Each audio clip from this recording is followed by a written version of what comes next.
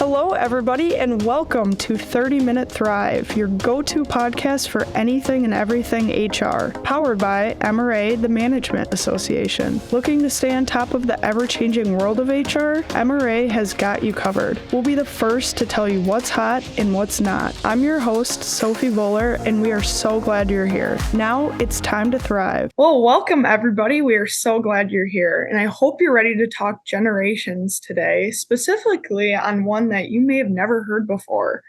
So never before, there have been 5 generations in the workforce. And each generation, as you know, has their own quirks, styles, likes, dislikes, ways to work, communicate, and even learn. So in this podcast episode specifically, we're going to be focusing on the newest generation joining us in the workplace, and that is Generation Alpha.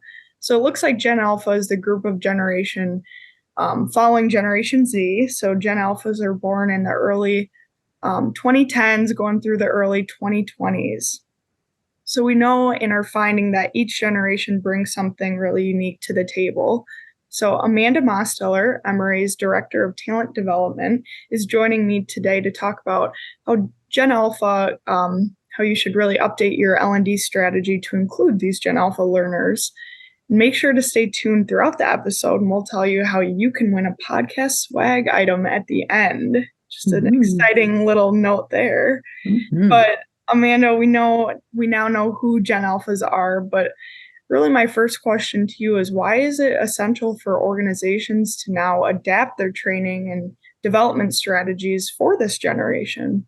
When I think about Gen Alpha, I have this case study across the hall, and it's my kids. They were born in 2010. We all went through this interesting thing. Maybe you've heard of it. It's called a global pandemic. And that pandemic expedited lots of things for all generations. One of the things that expedited for Gen Alpha that is different than other generations is integrated learning in school. So I'm not talking about adult learning theory principles versus child learning theory principles. We're not going into andragogy versus pedagogy here, but what we are going to talk about is being used to what the source of knowledge plays the part in for these kids. So in most of Gen Alpha was 4th grade or younger when the pandemic hit. Prior to that, teachers in the classroom did a lot of teaching to the whole group from the front, doing activities, walking around and helping. They weren't putting elementary school kids into these Google Class type structures at such a young age. They were doing that more in high school and certainly in college. But the pandemic launched and expedited putting kids at younger ages into these platforms to learn things. What that has done is changed their expectation of what the knowledge expert in the room's function is and how they learn. So Gen Z would have started doing that in college, mostly. Older Gen Z, it wasn't until college. Younger Gen Z, maybe in high school, some. Certainly not in elementary school, but now it's embedded in elementary school from like 3rd and 4th grade on, because the schools put money into these platforms. They have licenses. They might as well use them, right? So the reason it's important for us to think about is because a lot of organizations are still hanging on to e-learning or instructor-led training, possibly blended where we do some e-learning pre-class and post-class, but that's as diverse as we're getting in our strategy. But Gen Z is looking for something different, and Gen Alpha won't even understand it. They're going to say, why on earth are you doing it this way? That's not what the source of truth does. That's not their role in my learning. So it's time now, because we have 4 years before they'll be the oldest part of that generation, to your point, of the early 2010s. My kids are born in 2010, and depending on which sociologist time range you look at, 2010, somewhere between there and 2012, is Gen Alpha. So they're halfway through 8th grade, everybody. It's, 4 years until they are eligible for full-time work. And so we have 4 years to really look at how we deliver training now, recognize how it might not even be meeting Gen Z, and really not diversified in our strategy to meet Gen Alpha. So that's why now's the time to be thinking about this. Well, absolutely. And I know you kind of touched on some of these points, but I'm interested in knowing some of the key characteristics and really preferences of Gen Alpha when it comes to learning and development. Yeah. They're wanting more and more for the knowledge expert to be their guide to where to find the information and to bounce ideas and discussion off of to make sure that they're understanding it. But they're not looking for the instructor or the facilitator or for the learning strategy to be a source of truth, teaching it to them in a classroom or via an e-learning. Lengthy e-learnings, overproduced e-learnings, they check out of. They're not looking for that. What they're looking for is, and I'm going to age myself here.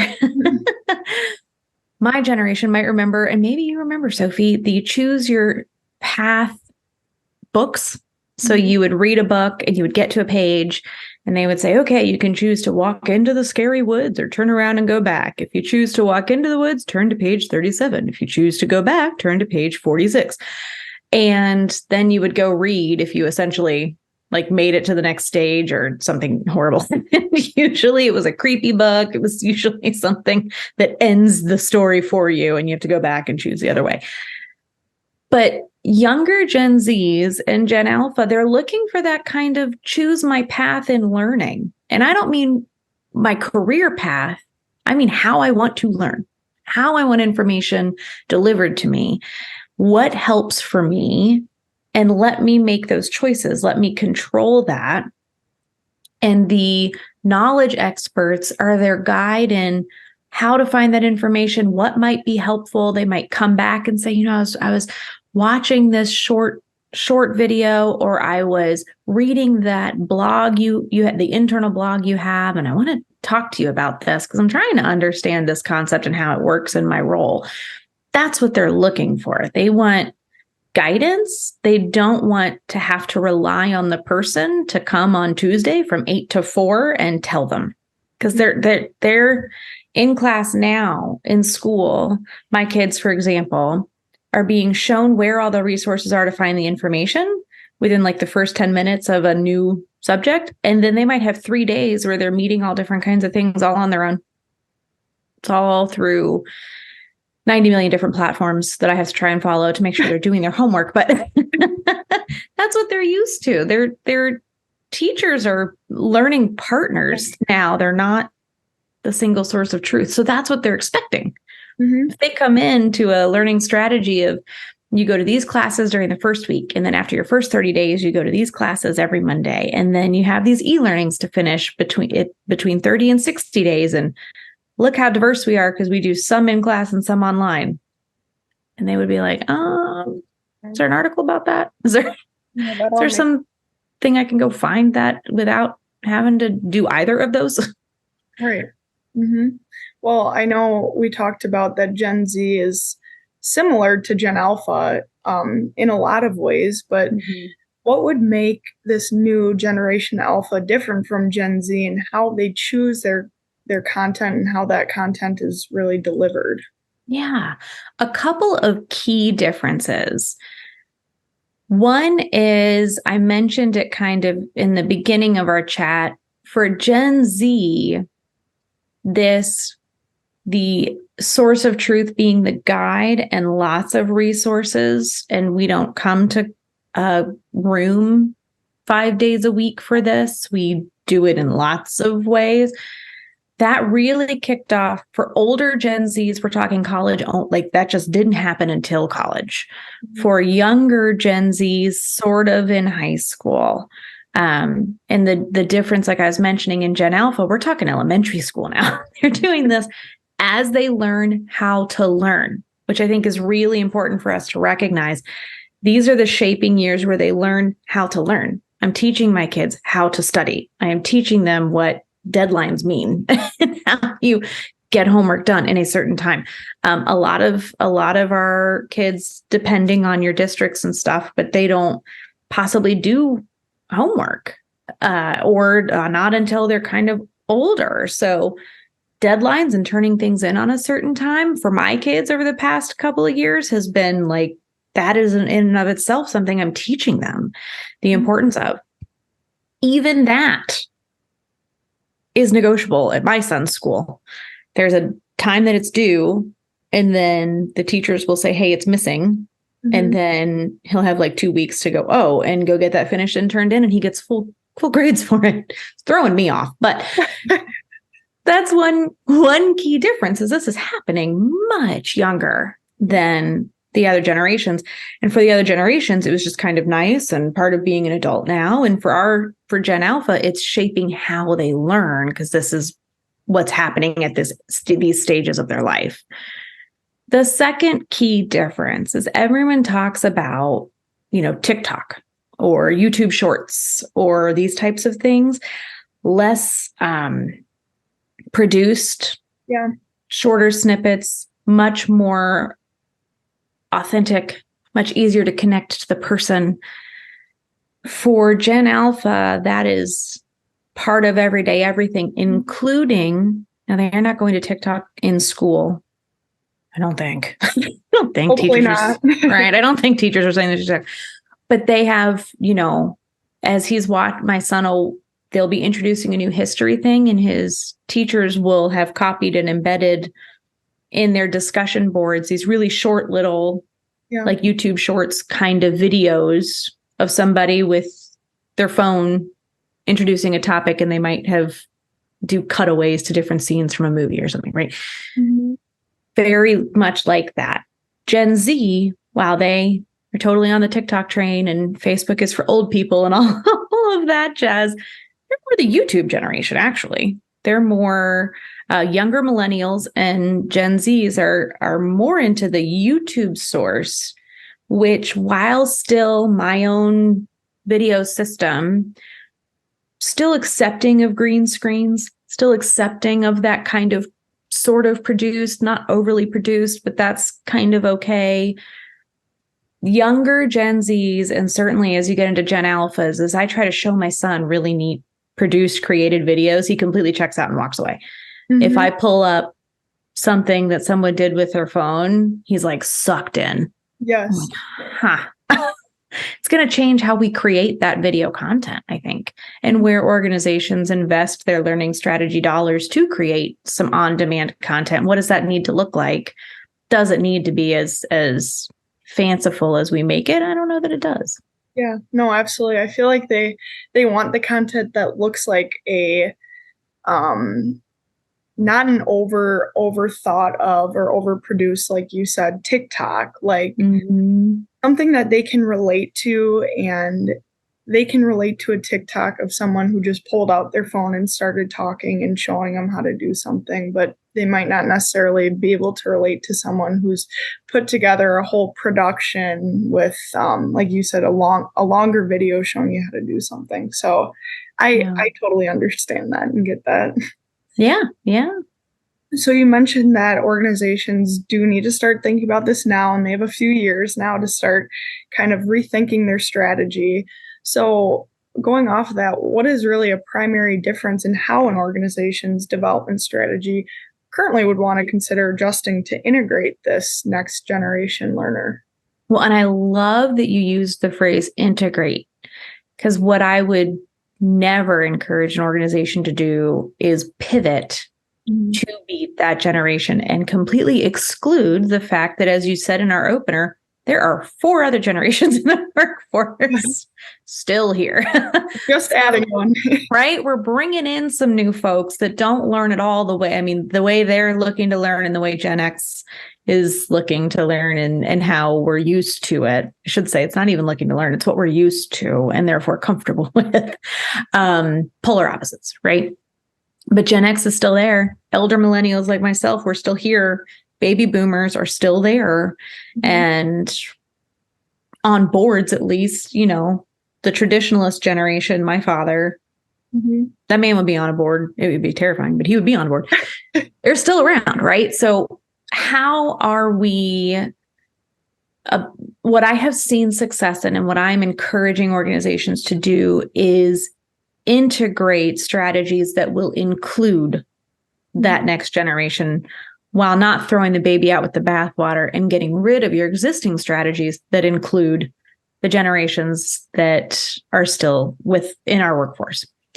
That what we need to do, and I was having a conversation a couple of weeks ago with a young lady, newer into the industry, newer into the work career field, and she and I were talking about this topic, actually. And she said, I just wish that organizations would give options. So I don't want to go to this leaders program. She's brand new to the organization. So we're talking new hire, kind of get to know the organization program where you've created this schedule and I go do all of these things at these times. What I would love to do for me is have my resource person that is like my guide in how I learn. And then we offer this information in this class on these days, if that's of interest. We do have some short video options to go over the same information, and you can talk with your manager in between. We have some great talking point guides at the end of each video, and you could do it that way. We also have these articles over here if you want to read them and kind of learn about our culture that way and talk to your manager. So why I referenced that Choose Your Path book when we first started chatting is because that's what started blinking in my head while she was talking is, oh my gosh, we could deliver the same information in a multitude of ways. And to be inclusive of all generations, let your learners choose their learning path. Let them decide what makes sense for how they like to get information and who are their sources of truth to help them connect it all together. We do need that, administrative control and understanding that you are learning this stuff, that we are making sure you're walking away with what we want you to walk away with. But the concept that it has to be built by a learning strategist or built and led by an instructor to accomplish that would be outdated thinking. I think there are other ways that we could provide it because what we're talking about makes sense for ABC learner, what others might be talking about makes sense for DEF learner. And we need to help learners A through Z. So don't get rid of the content you have. Take the time now to look at all the content that you've identified as an organization is important for us to develop our employees on or in. How can I take this instructor-led class or this 30-minute e-learning and distill it into something different? Can we create blogs? Do we have podcast recording approaches? They're all internal. They're in a bank, a resource bank, and they can go in and click on, episode 1, episode 2, episode 3, and they have a week to listen to them all. And that's how that would be great for them. And then at the end of each podcast episode, you say, okay, so, we encourage you between now and when you listen to your next episode to talk to your manager about, and then you put in those 3 talking points. And then they would go chat with their manager and the manager knows what they are. And just same information delivered in a multitude of ways and let the learner own what makes the most sense for them. That's what adapting to include these other generations should look like. No, those are all great points and great ideas. You think of the choose your path or choose your pathway, and I just immediately think of the TikTok sound, choose your fighter. Like that just comes up in my head. You know where that comes from, right? Where is that from? Choose your fighter. And I can picture the sound and everything. Mortal Kombat. There it is. A video game. There you go. There's a Gen Z statement for you. That was fantastic. I loved it. But yes, that's what we're talking about. Well, moving on here, the phrase authenticity often comes up when we hear about the next generation learner. So what does this really mean in terms of content development and curation. So I was mentioning, they get disengaged with overly produced stuff, talking about what in the industry we often call the happy path, where in training class we talk about the perfect. This is the perfect scenario, and here's how you would do this, and then you would do this, and then they will respond this way, and then you would do this, and everybody's happy. Conflict resolved. And what folks are looking for in terms of authenticity is tell me what it really looks like. How does it really go? And can you not look perfect while you explain this to me? And can you not be in front of some green screened, I don't mean our beautiful logoed backgrounds. I mean, in these trainings, they're like these green screened, amazing modern corporate offices that, they're not actually standing in, because, very few offices actually look like that in the world. And all of those layers together make the whole learning disingenuous, and they tune out because this person has no concept of what it's really like, or this person doesn't speak my language and I can't connect with them. What they're looking for is, and I call them selfie videos. Like, I could hold my phone up. Yes. Do a 5-minute chat or less on the 6 behaviors, adaptive leadership behaviors, and then say, try this when next time you want to be direct. Try this when you want to flex into coaching. And that feels more real. Standing there, I'm a person. I'm not in the most perfect setting, and I'm having a quick conversation with you about what it looks like and how it works. And that feels more real. I am a leadership coach, so it makes more sense that I would talk about that. It would make no sense if I made a video about marketing strategy. I don't do that.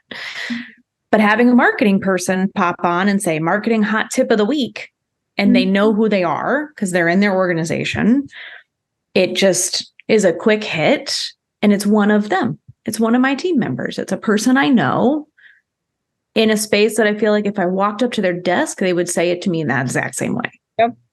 That's authenticity. Yes. And I can relate to that, even, being a younger employee. Like, that's the type of learning that I want to, or that I want to see. So see, preach it, Sophie, get in there. I'll just interview you. You tell me what you want. Exactly. So you tell me if I'm wrong.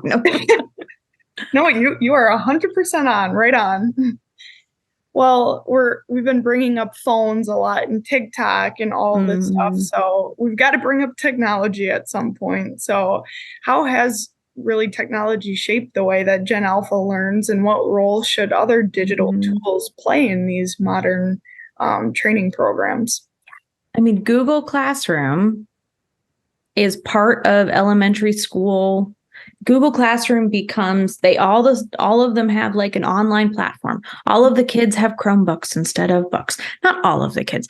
Most of the kids' schools have that by junior high. My son had that by 7th grade, but up through 6th grade, a lot of stuff was done on these interactive whiteboards in the room or something like that. Now, I know every district is different. I know every private school versus public school, and all of it can look different. My son goes to public school.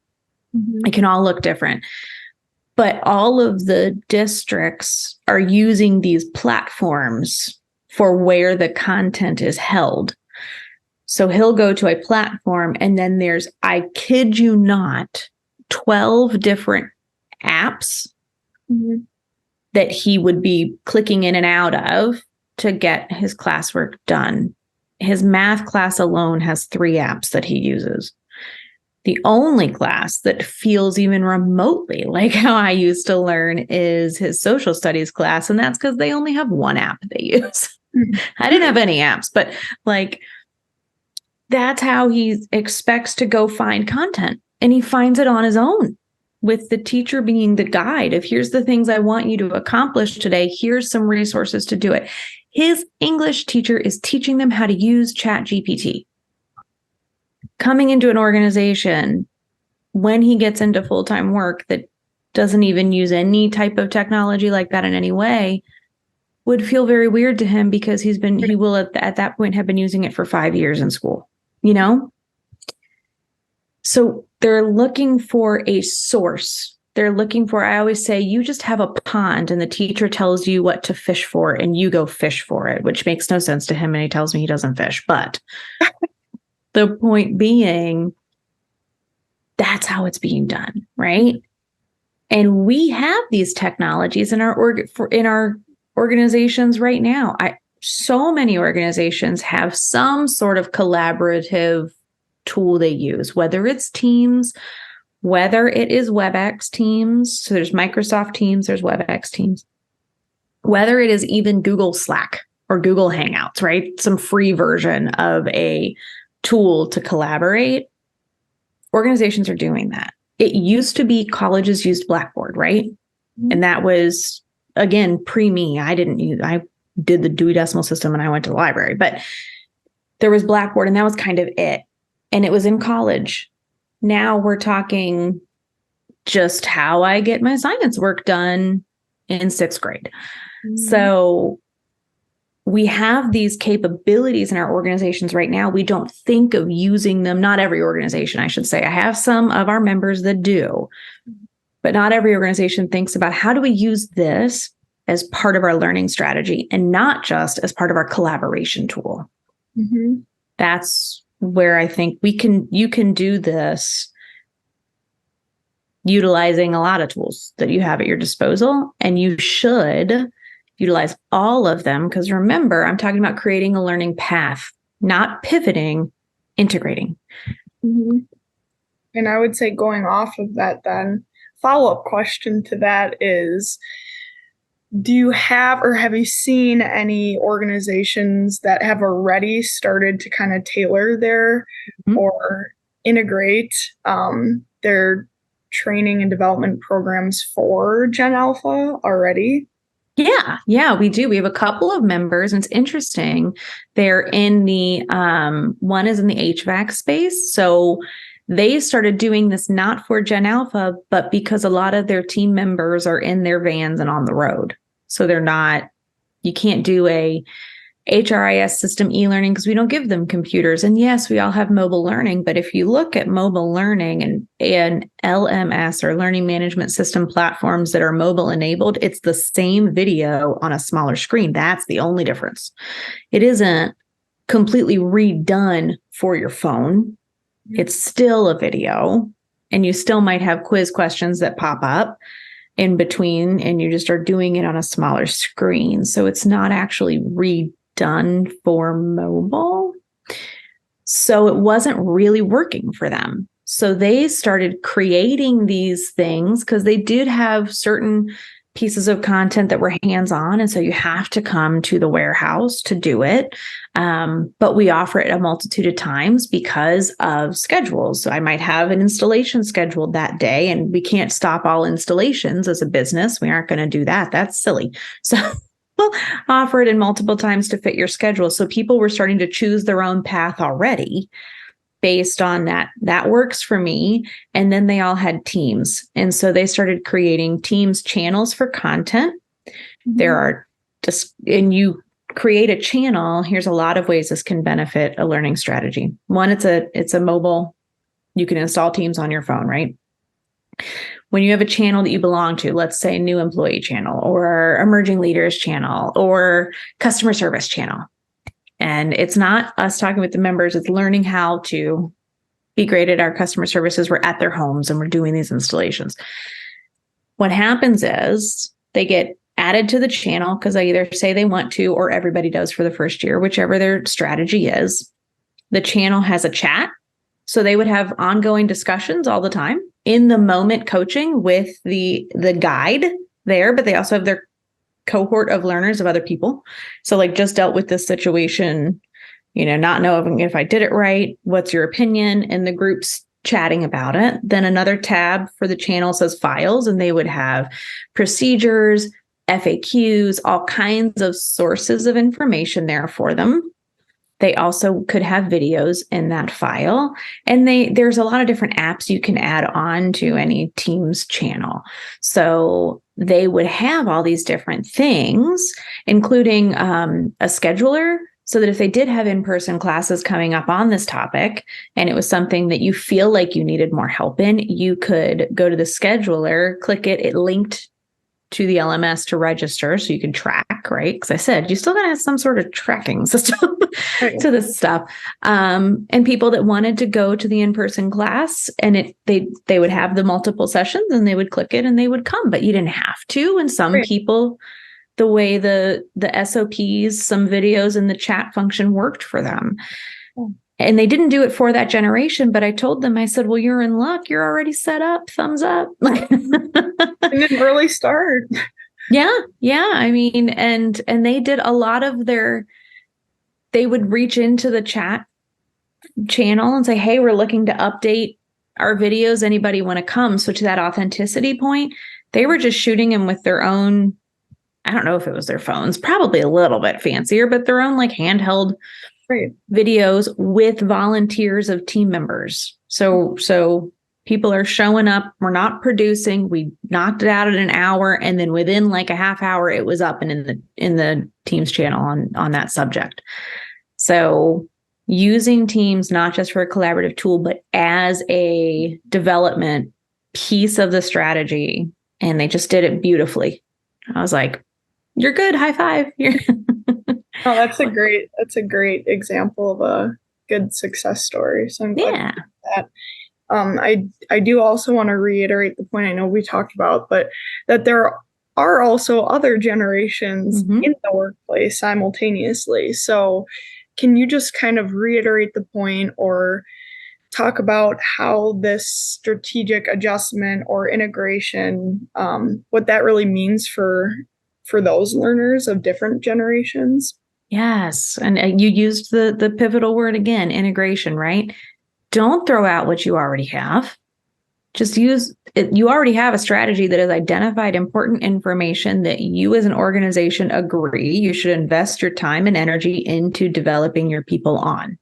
Because whatever learning strategy you have that involves a person coordinating it, people spending time outside of their daily work to learn it, means you as an organization have determined it's worth the time investment and possibly, depending on what it is, the financial investment. So don't get rid of any of that. It's saying, how can we also deliver that in potentially more of a choose your own path kind of way? Can we take that information, and what are the exercises that for someone that doesn't need to or want to go to a learning for a workshop approach, we can take out and still give them that information? And it's more of like an article kind of thing to read. And then instead of exercises, we finish it with those talking points that you go chat with your manager about. Don't expect people to read it and retain it. You have to kind of they need to let the manager know they've read this. They want to talk about these points about how I integrate it into my job role.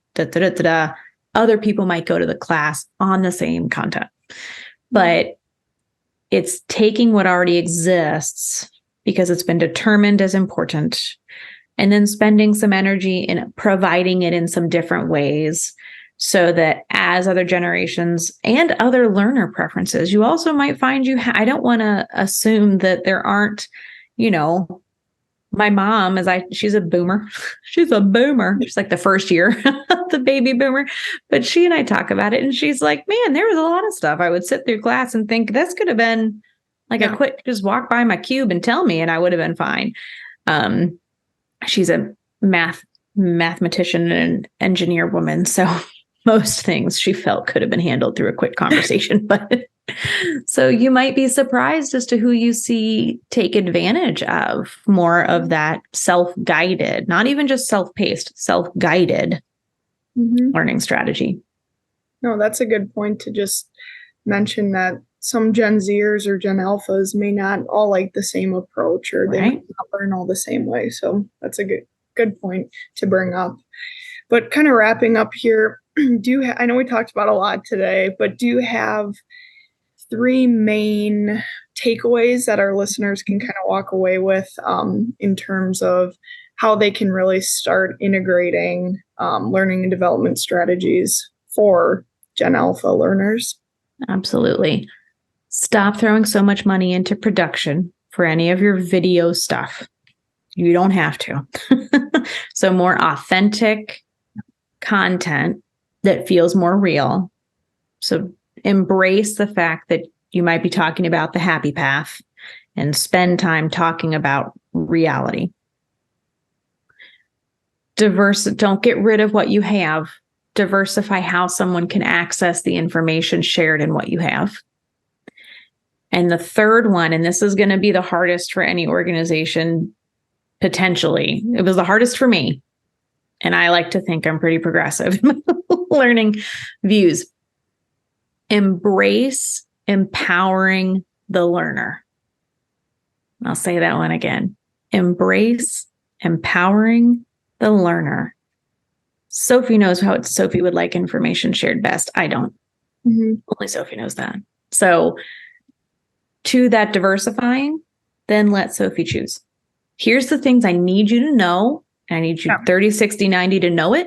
Here's the different ways you can learn it. Let's sit down, and myself as the learning's leader person or whatever, right? The trainer assigned to you, your Sherpa through your learning guide.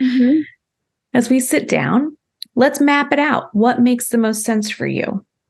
And you might be like, that one seems kind of hard. I think that one I would like to go to a class on. I'm pretty good at that. And this is embracing adult learning theory. This is my whole career. We hire experts and then we train them how to do it. Steve Jobs is like, that is so ridiculous. And I agree with the man. If you're a marketing expert, I'm not going to train you on like how to market on social. Come take our social media marketing. Sophie, who's done social media marketing for forever. I'm not going to do that. So you might be like, I just want to read your policies on that. I'm good. Sit you down with the options, let you choose it. That's a great ending point here, and some great action steps that our listeners can, start implementing today even, or start at least thinking about it, Yeah. Well, you just heard from MRA's subject matter expert on educating Gen Alpha, but to our listeners, we also want to hear from you. So we're curious to know what you're doing to kind of revamp or, revamp, your training programs for the next generation. And so we are giving out one of our new podcast merch swag items. So we're encouraging you to send in your comments on this question for a chance to win that podcast souvenir. You'll want it. I have one and I love it. I want one. So can I comment? I'll give you one. But otherwise, thank you so much for tuning in today. Thank you, Amanda, for all that great information. And as always, don't forget to check out the resources in the show notes below on MRA membership and resources on this specific episode. So hope you have a great day, and we will see you next week. And that wraps up our content for this episode. Be sure to reference the show notes where you can sign up to connect for more podcast updates. Check out other MRA episodes on your favorite podcast platform. And as always, make sure to follow MRA's 30-Minute Thrive so you don't miss out. Thanks for tuning in, and we'll see you next Wednesday to carry on the HR conversation.